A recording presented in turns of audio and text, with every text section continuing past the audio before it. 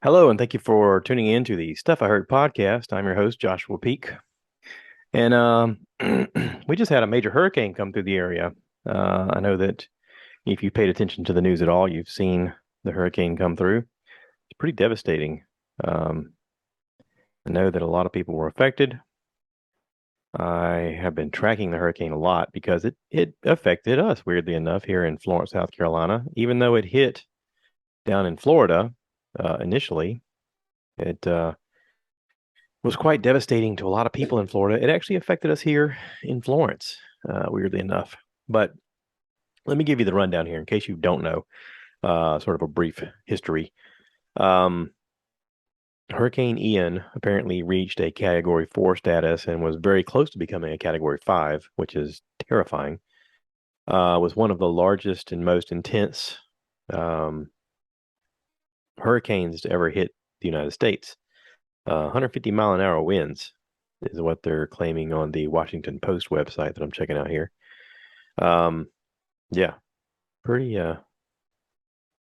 pretty crazy. No, this says 150. Oh, it's comparing other. Never mind. Sorry, it's comparing other hurricanes. Hurricane Charlie was 150. Anyway, it's saying what they consider greater than 150 is considered part of the thing that's in their category of storms. Uh, yeah, the strongest to ever strike was Labor Day hurricane of 1935. I guess that's before they ever named them. It was a category 5 ish. Category 5s are what terrify me here in Florence. Now we're an hour away from the beach, but a lot of people don't know that Florence is only about 100 feet above sea level. It's pretty low-lying area. This was actually a swamp area before they started maneuvering dirt around and building up the town. But yeah, it's crazy. I got on this website because of something that I read early on about where it hit. Okay, it says when it made landfall, category 4 hurricane. I guess they're saying that it hit on Cayo Costa Island, which I guess is right off the coast of Florida. Anyway, this thing made a devastating track through Florida near the Tampa Bay, Naples, Florida area. There's tons and tons and tons of photos and videos of people walking around and showing the devastation of it, picking up boats and cars and flinging them in all directions at things. From what I can tell, looking it up online, it looks like right now they're claiming um, that Hurricane Ian has, how many did it say?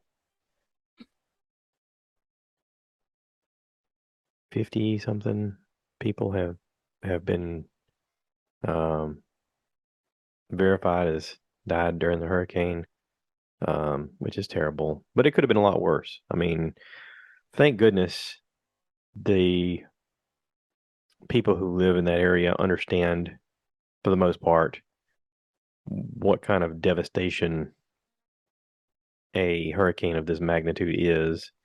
And a lot of people heeded the warnings to get out of there. And know that there's probably people still missing that they haven't accounted for yet, but confirmed people who've died from this. I want to say it's in the 50s, the last time I read this. Yeah, it was awful. Um, the people in Florida are going to have a long time of cleanup. Um, there's a Wikipedia page. Hey, how about that? It hit Cuba as a Category 3 um, on the 27th of September, and then it got into the Gulf and it intensified. And literally, I thought it was going to be a 3 when it hit Florida. I went to bed before it hit, and I was like, "This is a 3. That's not a big deal."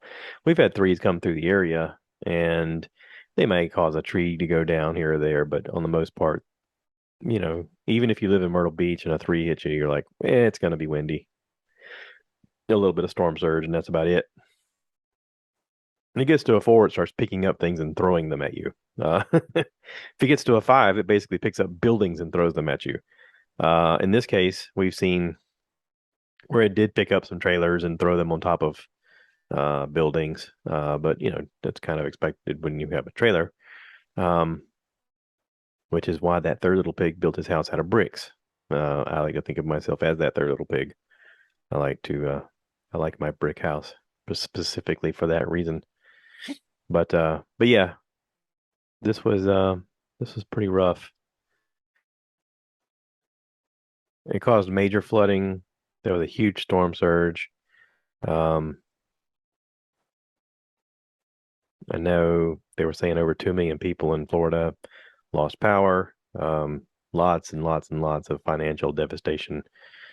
I was watching it on TV and seeing all the aftermath of the boats sitting on top of things, and I was talking to my friend Josh West about it, and I said, I'm sure there's somebody out there who's just crafty enough to go, I got a flatbed. Let me go down there and do some cleanup. Uh, you know, if you showed up with a flatbed and you're like, hey, yeah, I'm here to clean this stuff up, they sent me over here, no one would probably question them, and you could walk away with a lot of stuff. Looting would be, really high up there. I would think that boat motors are going to show up on people's Craigslist or whatever marketplace pretty cheap here soon because they're going to have to offload them. And could be a lot of people walking around with really nice motors at a good deal because they got them from somebody because they're hot.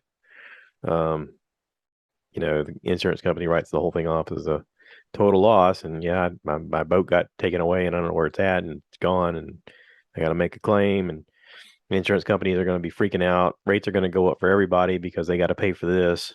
It got me thinking about how insurance companies make money because, on the most part, things don't happen. And when things go up, I'm sure they have contingencies in place to safeguard their operations from losing everything. But they would, I would think, would try to get out of paying claims as much as possible because that's how you make money, right? You take money and you don't give as much back. That's kind of I would think, is the model of an insurance company.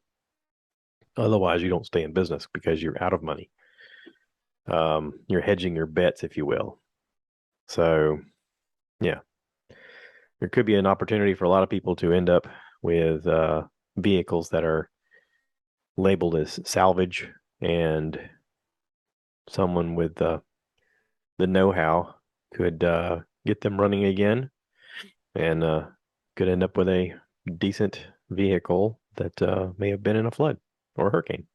So, yeah. Anyway, it crossed over Florida, like I was going back to my title here, or the subject. Crossed over Florida, went back into the Atlantic. It intensified back to a 1, and it hit the coast just north of Charleston. Between Charleston and Georgetown is a little area called Mecklenburg, and hit that area. I used to deliver in that area. There's really nothing there. It's kind of oddly set aside where there's nothing. Um, it's that one spot in South Carolina that they haven't developed into oceanfront properties and resorts and this and that and the other. I mean, when you're in the Charleston area and you go north, you quickly run into um, all of the development for Mount Pleasant, Isle of Palms, stuff like that. And then you go a little bit further north and it just becomes sort of wooded. Um, there's a long stretch of about, I don't know, 40-ish miles of, north of Alwyndaw towards Georgetown where there's really nothing. I mean, even Mecklenburg, when I went there, was nothing. Of course, it's been a while since I've been there, but then you get into Georgetown, and then it's like, all right, well, Georgetown sort of morphs itself in towards Myrtle Beach at that point because you get Georgetown and, Pawleys Island and Surfside and Garden City, and then you're in Myrtle Beach, baby, Myrtle Vegas, as we call it. Um, but yeah, so the hurricane hit Mecklenburg area. The rain bands were dumping a ton of water onto Myrtle Beach. They were really afraid it was going to hit at high tide, which is going to cause anywhere from a 4 to 7 foot storm surge, which is crazy to think about. That's a lot of water. That's the biggest, to me, the wind is part of it, but the biggest damage is the water rising and the water surging. Because basically water don't care. Water just picks things up and moves it. That's how we get the Grand Canyons, folks. So yeah. Anyway, this thing went through the area. We started getting wind um, the next morning, and it lasted most of the day. Um, we lost power at one point. We had what I can assume was a tree hit a power line or whatever, and we lost power for about an hour or maybe two. Then it came back on and was on for maybe 2 hours, and then we lost power again before 5 o'clock. And we heard it because it was a transformer that blew behind our house. There's a neighborhood. We were in the house here, watching the rain and the wind, and we heard this loud explosion and looked outside. I was like, "What was that?" We knew right away what it was, but it's that's that initial response of, "Oh my God, did you hear that?" And we lost power, and we thought, okay, well, you know, Duke Energy's on top of things. They've been texting us actively saying that they're working on repairs and blah blah blah. And I'm like, okay, so they're gonna work on it, and they're busy because they got a lot to do. Um, but you realize pretty quickly how much you depend on electricity when you don't have it.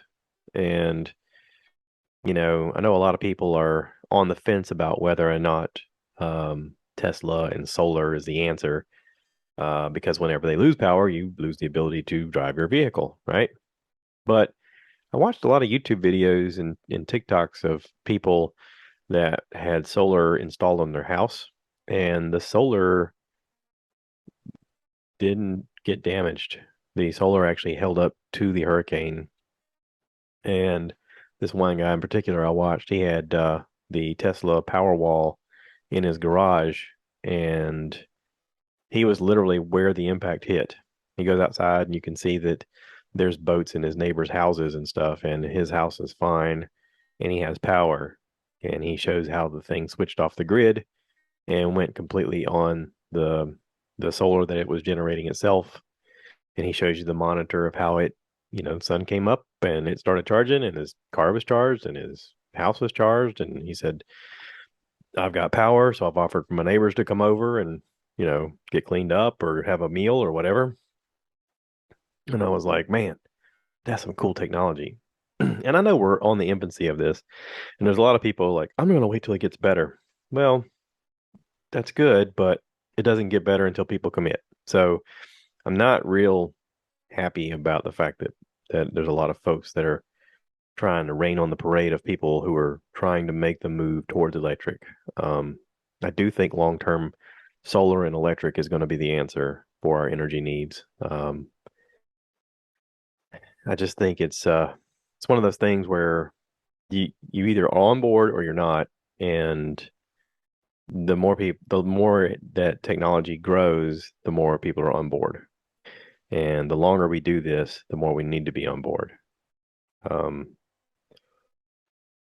I think there is definitely a call for people to have both options, um, because you may not have the ability to maneuver over. But if you do, I mean, it's just to me, it's a smarter option for the long term. But anyway, so yeah, we lost power. Um, we sat around the house, kind of just entertaining ourselves a little bit. My wife read a lot. Um, I had worked. I had worked, or I was supposed to work the night before. Woke up and found out that work was canceled. So I was awake at midnight, and when we lost power, I had not slept. So when we lost power, I basically just laid down and took me about a 2 hour nap. Um, and then the rest of the day just hung out and watched the weather, watched us lose power. And when we lost power, there was that thought of, okay, I have a generator in the garage. At what point do I need to start it? And I'd looked in the fridge a couple of times. We still had ice. We still had, stuff in there cold.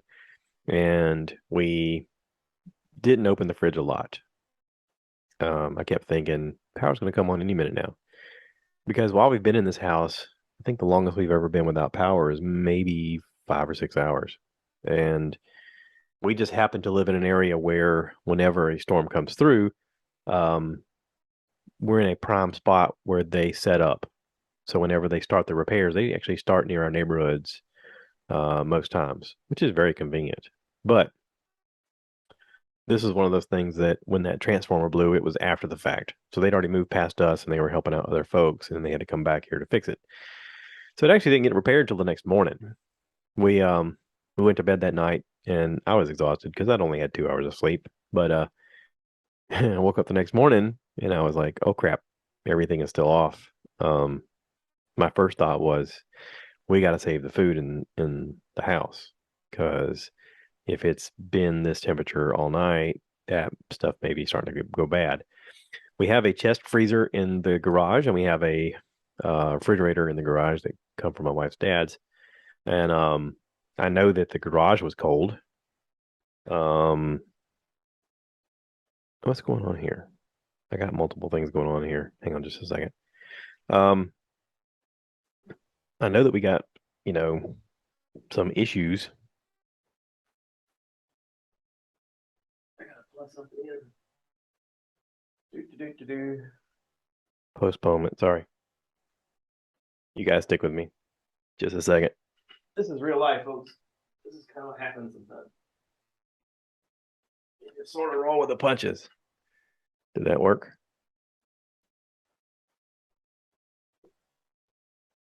Come on, baby. You can do it. Do. All right. There we go. Sorry. Technical issues. I did get my microphone fixed, by the way. But yeah, back to the power.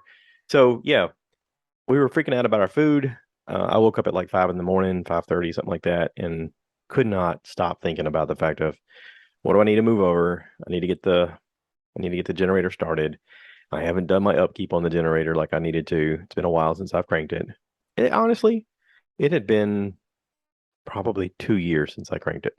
Now, I've got one of those Honda inverter things, the EU 2000 or what the heck is it called? I got a picture of it on my phone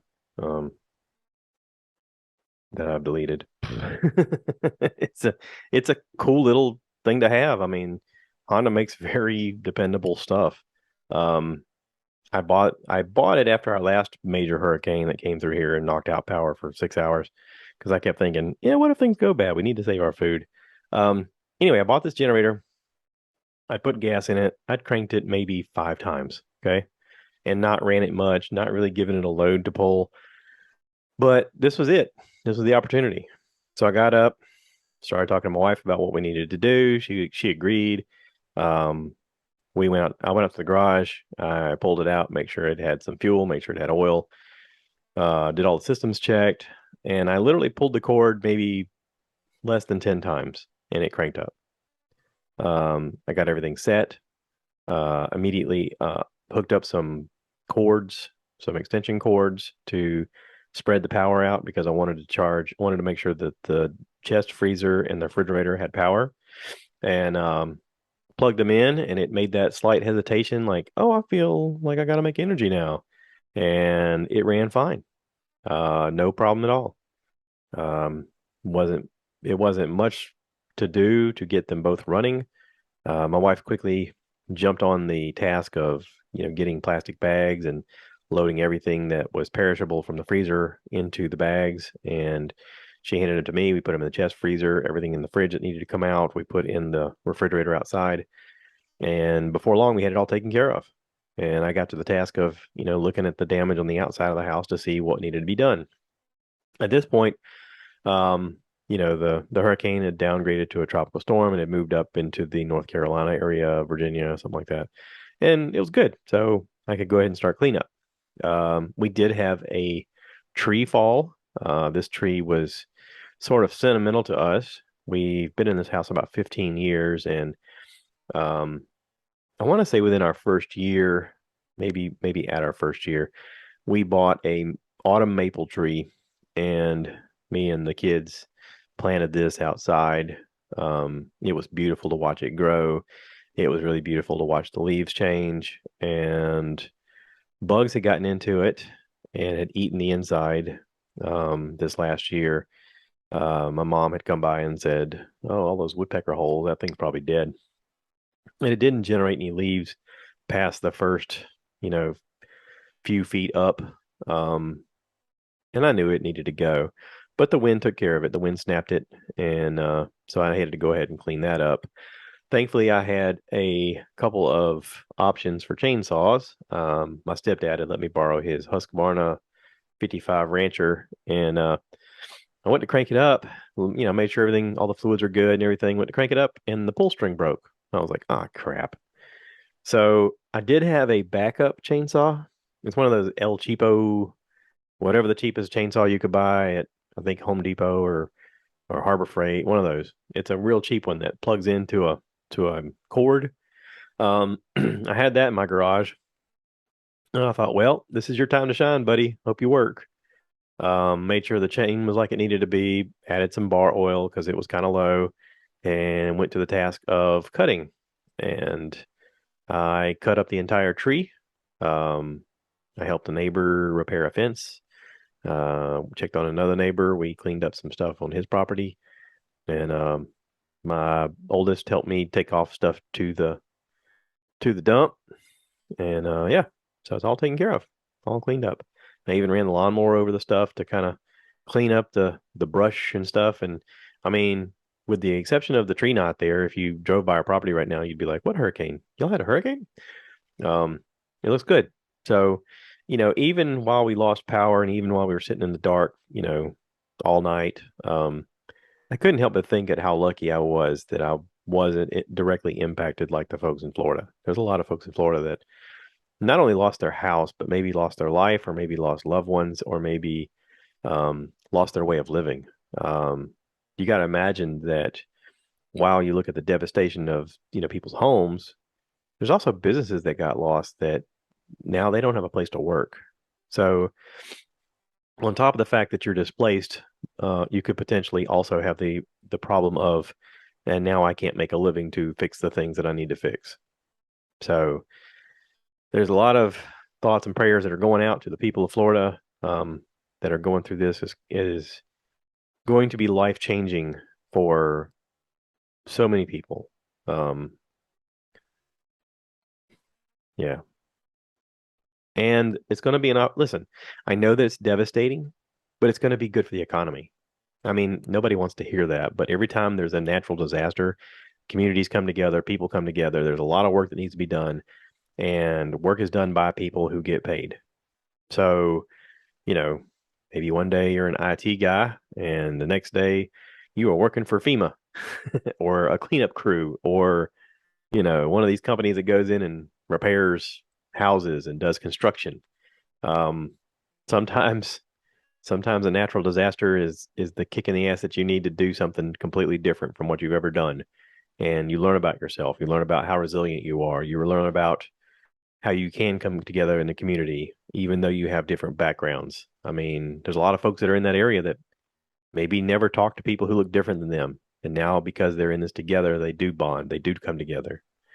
And, this is the kind of stuff where, government officials try to talk about how, oh, well, we need to come together as a people and blah blah blah blah. Listen, government officials aren't going to save you. They're not going to care about you, honestly, other than the fact that they need your votes. This is where people come together because they care about people. This is where good people come together and help each other. So, you know, again, my thoughts and prayers are with the people of Florida, and I hope that the recovery comes swift. I hope that if you've had loss, you can find a way to recover. Um, I know how tough it is. I can only imagine what you're going to go through. So, anyway, moving on. This is the Stuff I Heard podcast. So, let me talk about some stuff I heard. So, it is October, right? I had to change my calendar over. My calendar's got somebody gave me a Star Wars calendar. The month of October has Moff Gideon. Kind of cool. So, we have Halloween coming up. And with Halloween, we have Hocus Pocus 2 come out on Disney. I looked at the reviews online, and right away people were saying that, oh my God, this is terrible. This is not what I thought it was going to be. Bette Midler looks so old. Yeah, she's 76. Okay. I watched it last night with my wife, and we were both we were both happy with the movie. I enjoyed it. If you don't know, Hocus Pocus came out like 29 years ago. Bette Midler, Sarah Jessica Parker, and Kathy. I can't pronounce your last name. Not Najimy. Najimy. I hope I'm pronouncing that right. I'm sorry if I'm not. I know I'm not. Anyway, they are the original cast of Hocus Pocus, and they're great. They're great. Listen, the first one was great. It was supposed to be kind of scary, but kind of hokey and kind of fun for kids, and it's all of that. It's great. I totally enjoyed it. There wasn't anything I didn't like about it. Um, on Google here, it says three young women accidentally bring back the Sanderson sisters to modern day Salem and must figure out how to stop the child hungry witches from wreaking havoc on the world. So the whole thing of the show is supposedly that as witches, they supposed to eat children so that they can retain their youth. That's the whole premise, I guess. Um, but they're goofy because it's supposed to be like a little bit of a scary comedy. That's the whole gist. Okay. Um, yeah, but it's cute. Listen, the young girls, Hocus Pocus 2 starts off with them with these three sisters back in Salem during the beginnings of the witch trials, and they're young girls and they're sisters and they're trying to bond together, and things happen and they come into contact with a witch who's played by Hannah Waddingham. She's on Ted Lasso. She's great.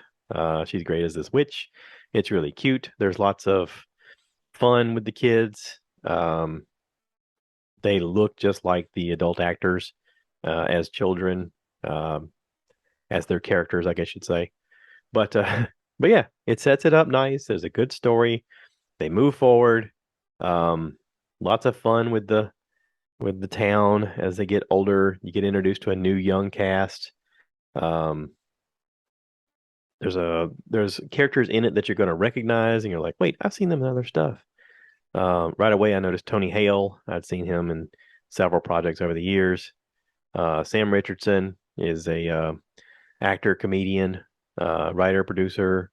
He was in HBO's show The Veep. I've also seen him in Ted Lasso. Yep, seen him in that. And I want to say I saw him in something on Amazon Prime, but I can't be totally certain. Anyway, um, but yeah, great cast. Lots of fun. It has a scary element, it has a funny element, it has a goofy element. It does take into mind the fact that these are supposed to be Salem witches and they're now in the future and they're totally surprised by things like, I don't know, your Alexa or Roombas. It's adorable. This is an adorable movie. I think that whether you're a kid or an adult, I think that you would enjoy this. So I liked it. I liked it. Good job. Hocus Pocus 2. Sorry it took 29 years for you guys to make it, but it's a lot of fun. I enjoyed it. Um, Also on Amazon Prime, there is the Lord of the Rings, the Rings of Power. Um, I guess they paid a bunch of money to have this series on their site exclusively. Um, Reading here on the Google, it says this series brings to screen for the very first time in historic legend of the fabled Second Age of Middle Earth's history. The epic drama is set thousands of years before the events of J.R.R. Tolkien's The Hobbit and Lord of the Rings. It takes viewers back to an era which great powers were forged, kingdoms rose to glory and fell to ruin. Unlikely heroes were tested. God, this thing is long.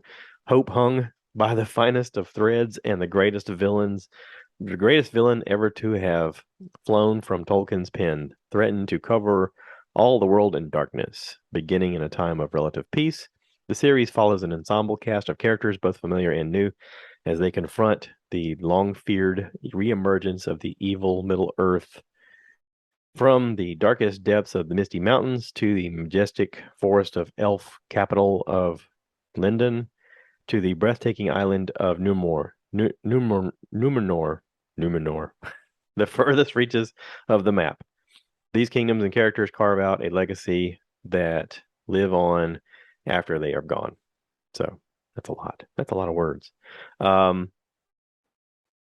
listen, I am watching the House of the Dragon, and I've talked about how it starts off really slow and it takes a while to get into it, and there's not much happening, and there's really not much happening. I'm still watching it, and still nothing much is happening. But this, Lord of the Rings, Ring of Power, is good from the beginning. It is good right off the bat. Like as soon as you tap into it, you're like, dude, this is a good show. It is a good show. They've really done well. The story is interesting. The story has movement. The story has characters you care about. Fantastic. I'm enjoying it. I'm really enjoying it. I think this is going to be the home run show for Amazon. I mean, they paid a lot of money for it. I'm sure they were like, oh, whew, we got a good deal here. This is great. So yeah. But yeah, go check that out, Amazon Prime. And if you're into the thing, the comedy of, the people that I mentioned, Joe Rogan, Tom Segura, Bert Kreischer, it is October and they're doing Sober October. So they're doing a big challenge. They're going no booze, no alcohol, no drugs, no nothing. And they're giving themselves a fitness challenge of trying to get their heart rate up to burn 500 calories per day every day of the month. And they've invited people to do the challenge with them. They're wearing various versions of cardio registering apps, devices. I think Bert and Tom are wearing the Whoop app or the Whoop device. It looks like a watch, but it monitors your heart rate. And Joe is wearing this strap thing that goes across his chest. But yeah, they're doing this thing and are on social media. They're sort of teasing each other about how much they can do. And listen, I'm fans of all of these guys. It's a lot of fun to watch. I'm not going to be participating in it because I'm a grown up and I have a job and I'm busier at my job than they are. Because let's face it, their job is comedy. So my job is physical. I get plenty of exercise. I'm good. I don't need to also increase my cardio, whatever, by 500 more calories or burn 500 more calories than I'm burning now. If anything, I'm trying to just maintain calories. Even though, listen, burning an extra 500 calories a day would help me with weight loss and stuff like that. But also, it would make it so that I couldn't do my job because I'd be so exhausted. And I kind of need to be awake for my job because my job's really dangerous. So anyway, I'm a huge fan. I'm going to see Bert this coming Saturday here in Florence, South Carolina. If you don't know, Bert Kreischer is coming to Florence, South Carolina at our Civic Center, and tickets are on sale at bertbertbert.com or on Ticketmaster or anywhere where you get tickets. Listen, come. It's going to be a good time. It's going to be a lot of fun. I got friends coming from out of town. We're going to goof around. We're probably going to do a podcast and talk about it. And yeah, it's going to be a good time. So I'm going to wrap this up. Thank you to everybody who listens. Thank you to everybody who subscribes. If you haven't, please leave us a little thing letting us know that you've listened, or share this with a friend, rate, review, subscribe, all the fun stuff. That's how we all move forward. That's how we grow. That's how we spread the love, but yeah, that's it. Thanks for listening. And as always, you the cow. So I want you guys to give me more likes. Give me more likes!